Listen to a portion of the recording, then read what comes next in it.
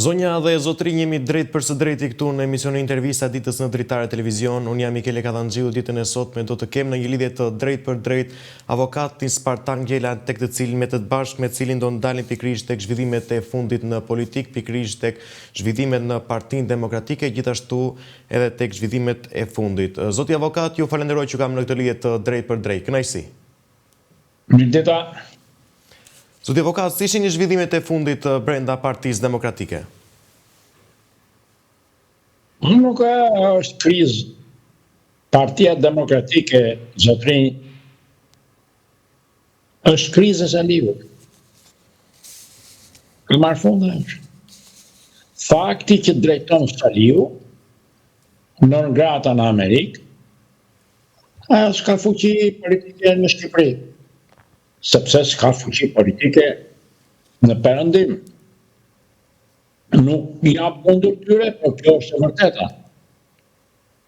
Tjetër, kishët. Si komentoni pjesën avokat që disa që kanë shprehur kandidaturën e tyre për kreun e Partisë Demokratike që janë zgjedhjet në datën 23 maj, ditën e djeshme, nuk janë pranuar? Është çështja e tyre. Kanë absolut kryetarin. Zotri, këtu flitet, kanë bërë përpjekje për të marrë pushtetin. Jo. Cila është esenca ose thelbi i tyre? Qëndresa e Saliut në atë post.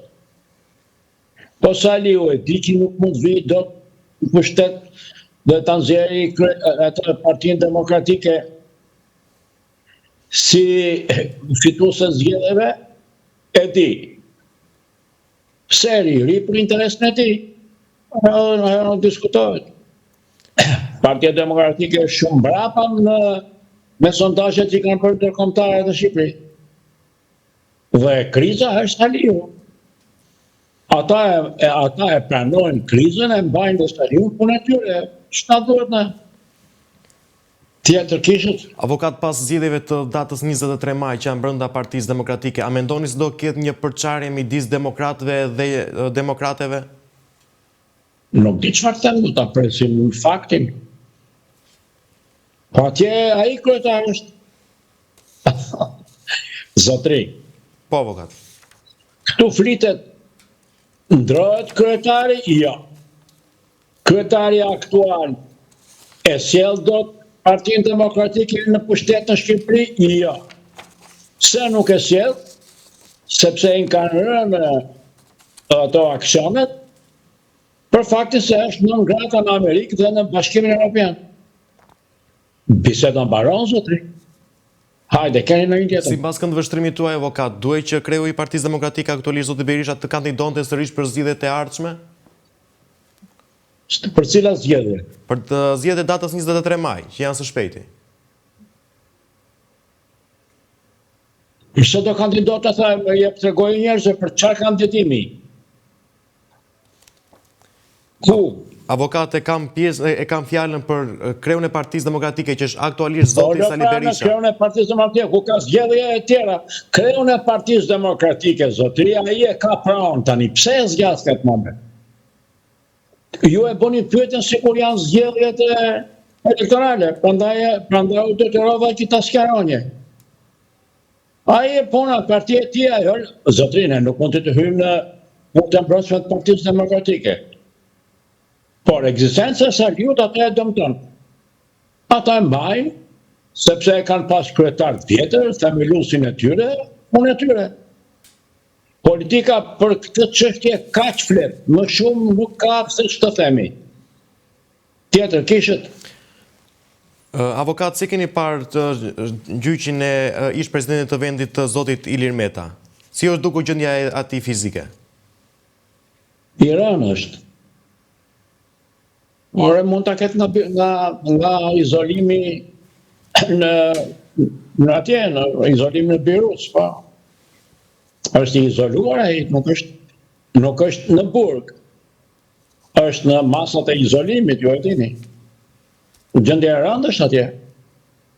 Ai ka rënë nga paraqitja fizike, atëherë ka dëmtuar qënia në izolim në Birut. E kanë mjekët në dorë. Atë S'ka problem. e shikon dhe e kupton çdo njeri që ai është në rënje.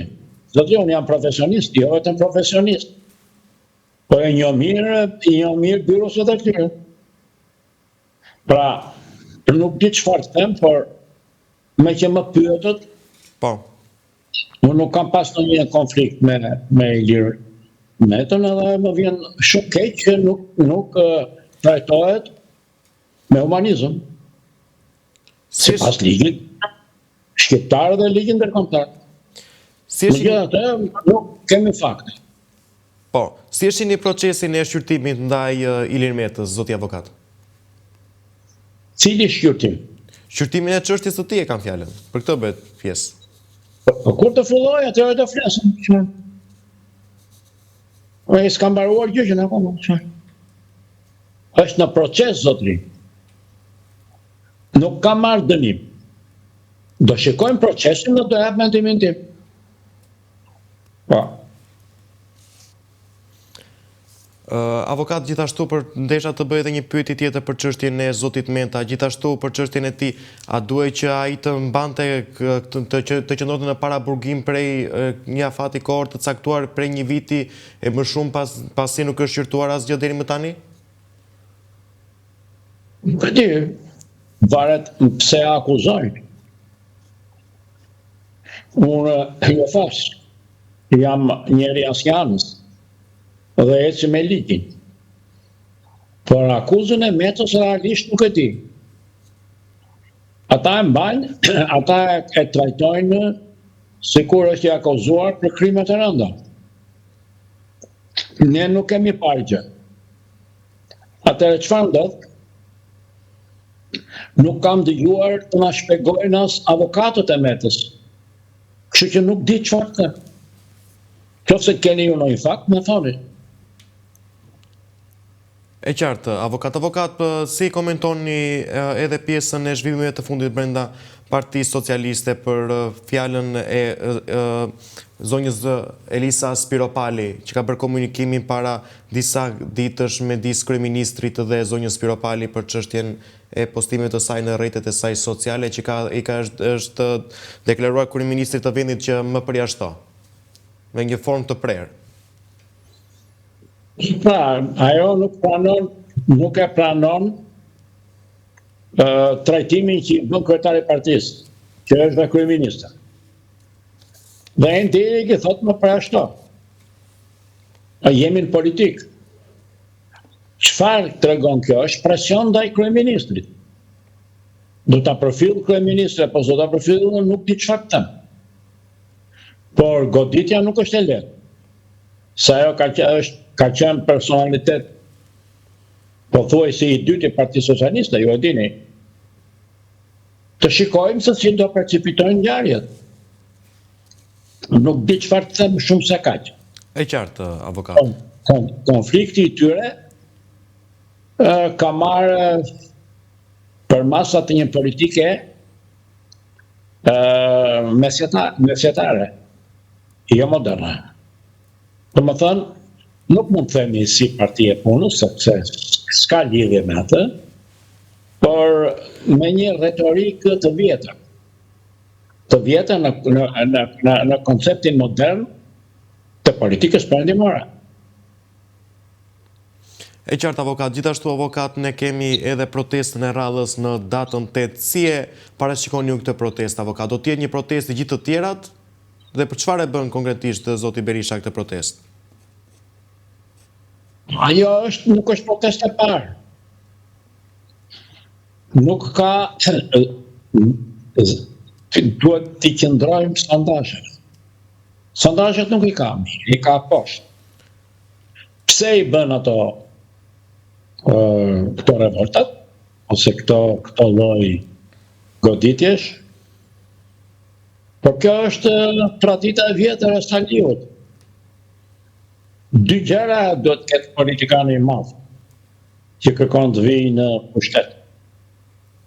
Elokuencë të pranueshme nga opinioni publik në mënyrë absolute dhe të ketë krijimtari të padiskutueshme në oratorinë e tij, në mbrojtje të dinjitetit kombëtar dhe të popullit shqiptar. Këto nuk i kemi. Pra nuk e ka Partia Demokratike këto, dhe konkretisht zoti Berisha. Nëse i keni parë, ju më thoni, unë nuk i kam parë. Ta flasin vetëm për interes, zotri. Po, avokat. Ta flasin vetëm për interesin e tyre, jo për interesin e kombit. Edhe nuk e ka vetëm kjo parti. Po thuaj se kështu është politika shqiptare e kryetarëve. Flasin më shumë për interesin e tyre sa për interesin e shqiptarëve dhe të kombit shqiptar, të Shqipërisë. Pse jemi në të tillë situatë? Sepse niveli i ulët i intelektit politik ju bllokohet nga pasioni i brendshëm, nga interesi individual për pushtet. Tani kësaj nuk i dalim dot, se kjo është një çështje e qytetërimit. Perëndimor të lartë.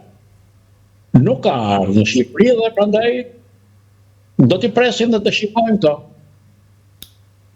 E qartë, avokat. Avokat, aktualisht Partia Demokratike ka besueshmëri dhe frymëzim apo jo? Në këtë vështrimin tuaj, si shihni ju zhvillimet e fundit brenda Partisë Demokratike? Nuk di të them me një pyetje të tillë gjenerale, të përgjithshme. Por ju do të më thoni sa i dalin sondazhet. Ata e ka media në dorë.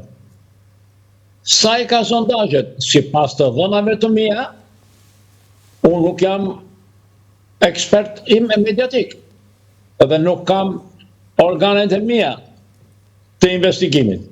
Po sipas burimeve të mia, Partia Demokratike është poshtë në funksion të nivelit të saj për zgjedhjet e reja. Është poshtë, është ndoshta edhe 15% ose më shumë në Partinë Socialiste. E qartë, avokat. Avokat, Ervin Salianja do të ishte një ndër emrat më të përshtatshëm për drejtimin e Partisë Demokratike apo jo? Duhet të marrë drejtimin. Zgjidh të them. Zotri, po nuk fiton dot një parti, nuk mund të ndërhyj unë. Më kuptoni? Unë çdo politikan merret me kryetarin e partisë. Se që ndodhë brenda partisë për zgjedhjet për ato, është jashtë politikës kombëtare.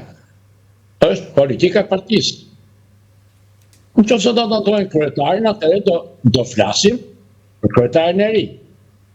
Nëse ata nuk e ndrojnë kryetarin dhe shenjat janë që nuk do ta ndrojnë, ne për kryetarin e paktën unë, për kryetarin e vetes kam çtem, ose kam thënë gjitha. E qartë, avokat. Avokat, ju falenderoj që pata në këtë hapësirë ku ju u shprehët edhe mendimin tuaj. Ju falenderoj, avokat, dhe kënaqësi që pata të ftuar. Edhe unë gjithashtu, mirëpafshim. Zonja dhe zotërin, kishën një lidhje të drejt për drejt avokatin Spartan Gjela, i cili u ndal me analizën e tij tek zhvillimet e fundit brenda Partisë Demokratike, gjithashtu dhe për zhvillimet e fundit në seancën e zhvilluar për kreun e Partisë të Lirisë, zotin Ilir Meta, gjithashtu dhe për zhvillimet e fundit brenda Partisë Socialiste. Unë ju falenderoj për vëmendjen tuaj, qëndroni në Dritare Televizion, ku ju lutem bëni subscribe në Dritare Televizion dhe në kanalin Rudina Xhunga. Faleminderit.